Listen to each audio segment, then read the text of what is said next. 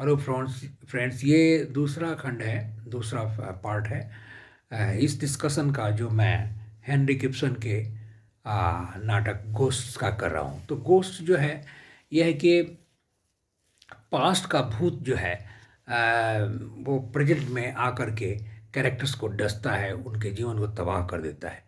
एक बहुत बड़ी शिक्षा मिलती है इस नाटक से कि a man who enters matrimony, he and both of the couple should uh, take to the right path of rightness, correctness, lead a moral life, so that their children become responsible citizens.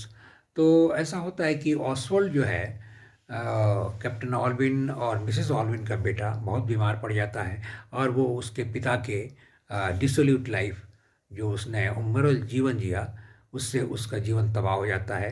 वो एक बहुत ही lively intelligent बच्चा था, लेकिन उसे दौरे पड़ते हैं और वो उस समय एकदम निस्तेज हो जाता है, उसका एनर्जी नहीं रह जाती।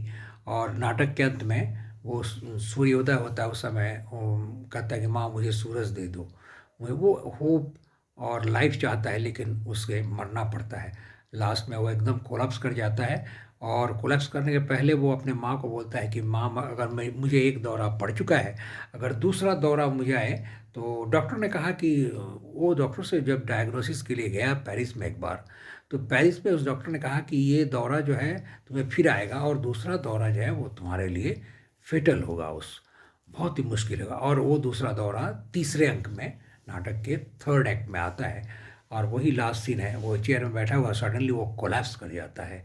उसकी आंखें उसकी आंखों में, ऑसवाल्ड की आंखों में कोई एक्सप्रेशन नहीं है, और अपने सर के बाल नोचती हुई, चीखती हुई मिसेस ऑलविन जो है इधर उधर रूम में दौड़ती है अपने कंट्री हाउस के, और सूर्योदय हो रहा है और उसका पुत्र की जीवन लीला समाप्त हो रही है। एक दुखांत नाटक है जो दिल को चीर देता है, हार्ट रेंडिंग है।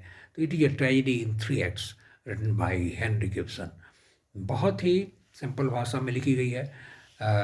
मेरे प्रिय दर्शकों, मैं बता दूं कि नाटक हमेशा ही पठनीय होता है, इजी होता है, क्योंकि उसको बोलचाल की भाषा में लिखा जाता है। उपन्यास कठिन हो सकता है, लेकिन नाटक हमेशा, चूंकि बातचीत होता है, इसलिए it is easy to read. आप इसको आराम से 8-10 घंटे में पढ़ सकते हैं, ब्रेक ब्रेक लेकर के। इट्स ए वंडरफुल प्ले, जिसमें थीम है कि हिपोक्रेसी, जो है आदमी हिपोक्रेट हो गया है, चाहता कुछ और है, उसका मन कुछ चाहता है, लेकिन वो उसको कर नहीं पाता है, क्योंकि समाज के बंधन उसको रोकते हैं। किसी का रेपुटेशन ठीक नहीं, किसी का कैरेक्टर ठीक नहीं है, लेकिन आदमी उसको डिस्क्लोज नहीं कर पाता, और उसको आइडियलाइज करता है, आइडियलिज्म के सहारे अपनी ज़िंदगी गुजारना चाहता है। आइडियलिज्म हमेशा जो है कैरी करना बहुत लोगों के लिए मुश्किल हो जाता है, क्योंकि उस पर कई तरह के दबाव आते हैं। तो आइडियलिज्म की मुश्किलें, हिपोक्रेसी का मुश्किल सा बोझ, ड्यूटी क्या है एक फादर की, एक मदर की, ये सब चीज़ें थीम है इस नाटक की। तो एक बहुत ही सुंदर नाटक है।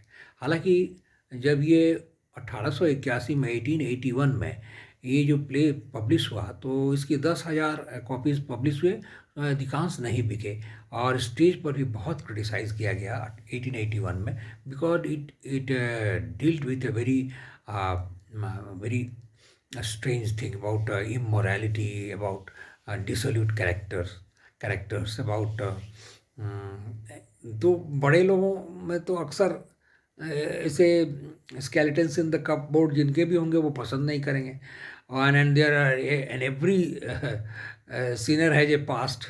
तो every sinner has a future, and every saint has a past.